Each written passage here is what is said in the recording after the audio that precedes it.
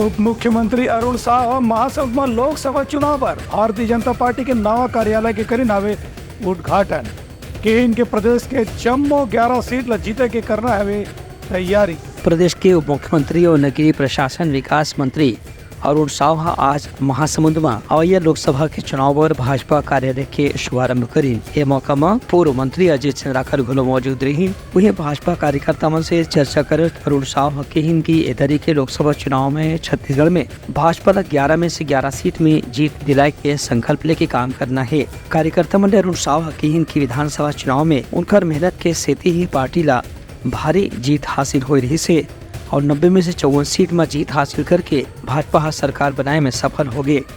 अभी ही सफलता लोकसभा चुनाव में दोहराए की जरूरत है। अरुण साह के इनके कार्यकर्ता मन के मेहनत के स्थिति आज पार्टी की स्थिति देश के संगे संग विदेश में घलो बहुत मजबूत हो गए है।